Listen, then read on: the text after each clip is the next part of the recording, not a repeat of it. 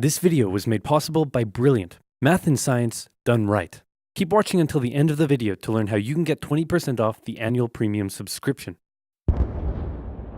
Washington's butt was sufficiently kicked. Winter was here. His troops' morale was low, some just up and left. Washington needed to do something, anything to restore faith in the revolution. The British had spread throughout New Jersey and settled in for a winter of drinking cider and partying hard. Nobody expected an attack in the winter, so Washington started making plans for an attack in the winter. The British had hired a large force of Hessian mercenaries from the German states of Hesse-Kassel and Hesse-Hanau to fight the rebels. It was these mercenaries that were stationed across the Delaware River from Washington and his army. And there were more Hessian reinforcements incoming, but they made an unscheduled stop because their commander got thirsty. No, not that kind of thirsty. That kind of thirsty. It was Christmas Eve with a blizzard outside when Washington heard the Hessian defenses were down and he decided to attack. He made a perilous crossing of the icy Delaware River with 2,400 men and marched 9 miles to Trenton, where he caught the Hessian forces completely off guard. After a short but fierce battle, the Hessians surrendered in droves. It was a much-needed victory that sent a clear message, not only to the British, but to Americans across the colonies. The war was far from lost. General Cornwallis led the British forces south to counterattack the Americans, but in a series of battles, Washington's defensive positioning and flanking maneuvers defeated the British 3 times in 10 days, and the British decided to abandon southern New Jersey for the rest of the winter. Washington finally set up a winter camp in Morristown, but for the Americans, there was much less partying than the British.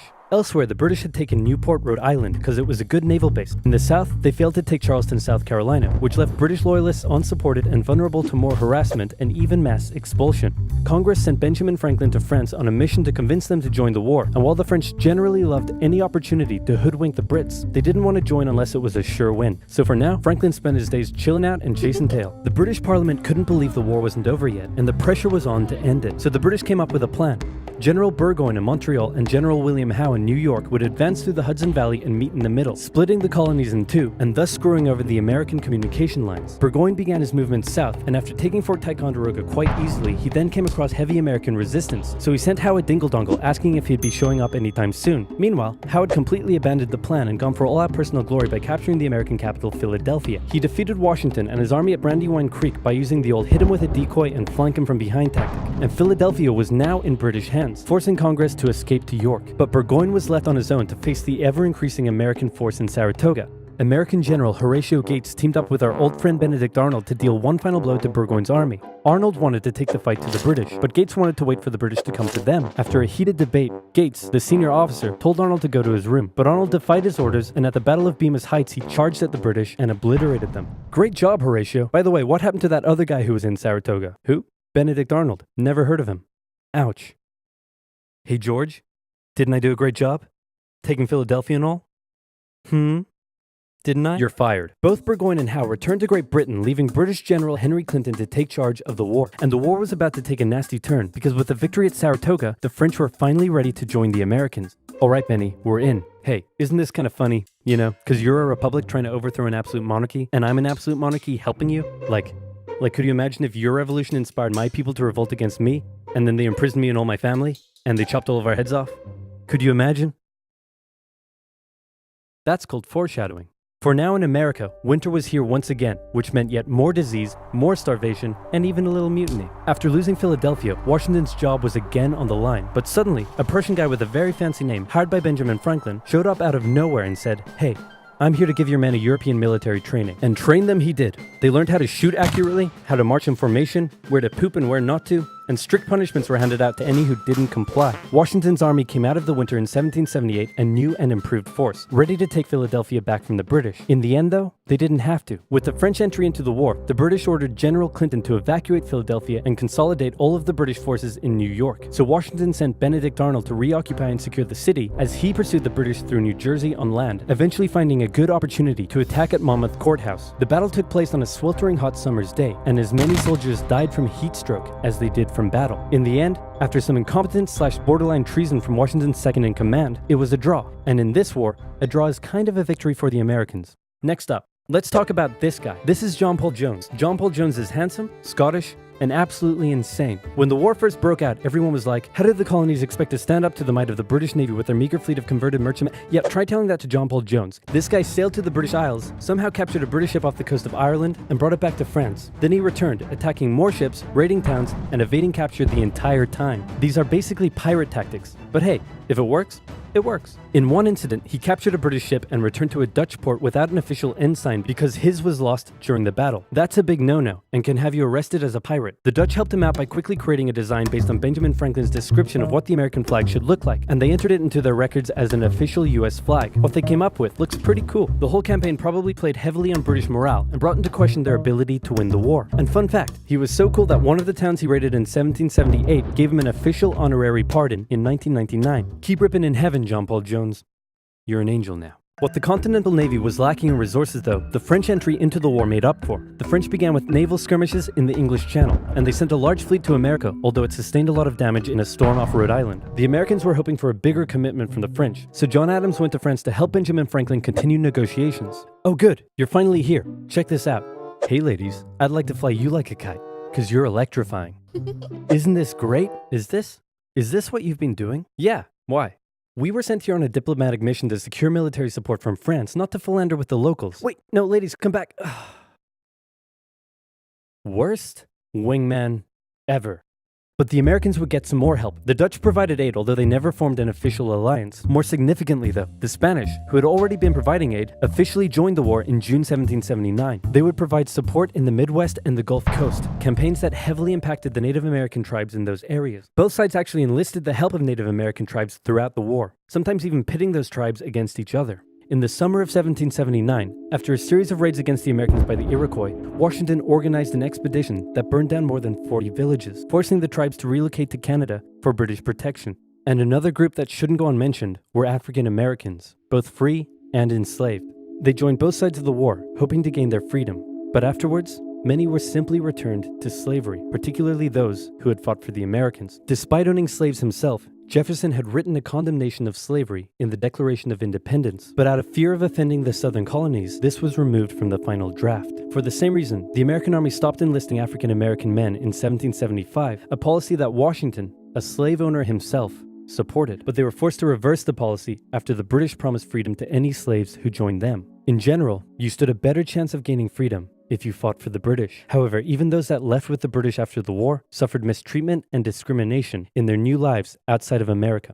Our good friend Benedict Arnold is now in charge of Philadelphia, having a good time, partying down with and even marrying a member of the Philadelphia elite. The same elite that had partied down with the British when they controlled the city.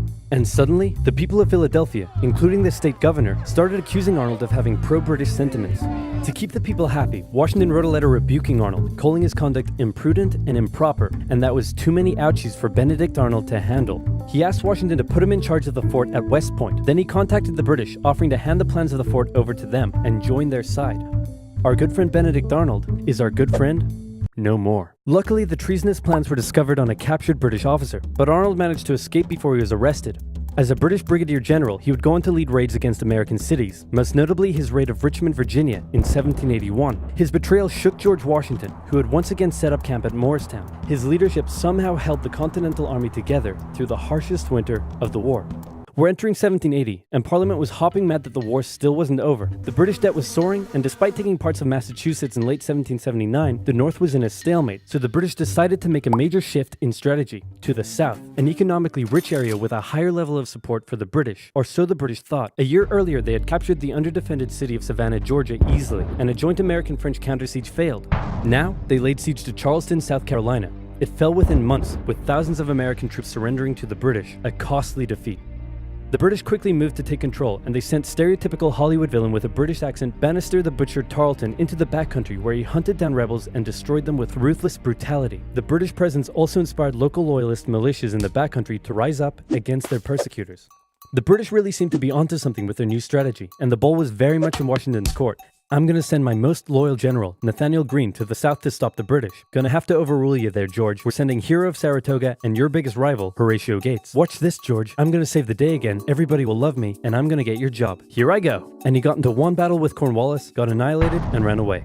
Alrighty. Let's go with your guy. Nathaniel Greene knew the British outnumbered his own forces and wouldn't be defeated with conventional tactics, so he had to think outside the box. He split his army into two, said, "Hey big boy, look at me," and then they went running in two different directions. Cornwallis sent Tarleton after Morgan, and he caught up with him at Cowpens, where Morgan proceeded to kick Tarleton's butt. Then the two led Cornwallis on a wild chase through North Carolina, his bigger and better equipped army much heavier and slower than Greene's quick and mobile troops. Greene led Cornwallis further and further from his supply line, then crossed the Dan River into Virginia, picked up some reinforcements, and turned back to face the now exhausted British. At the Battle of Guilford Courthouse, the two sides engaged in vicious close combat. Cornwallis, fearing loss, fired his big guns into the chaotic fighting, cutting down many of his own men. Greene retreated, giving Cornwallis the victory, but Cornwallis lost a quarter of his men in the fighting, so it felt much more like a British defeat. At this point, both sides desperately needed something to happen soon to end the fighting. The British were running out of money, while the Americans were again facing mutinies as the men went without pay or even basic living needs. Fortunately, the French were now showing up in greater numbers and were ready to fight. After his encounter with Greene, Cornwallis decided the only way to win the South was to first prevent the Southern Continental Army from using Virginia as a supply base. So he abandoned the Carolinas, moving to Wilmington and on to Yorktown, a position the British believed would be easy to supply and support. On his march to Yorktown, he raided many farms, stealing horses and supplies from the locals, but also freeing thousands of slaves, many of whom joined him. The French saw Cornwallis's new position as an opportunity to land a decisive blow on the British.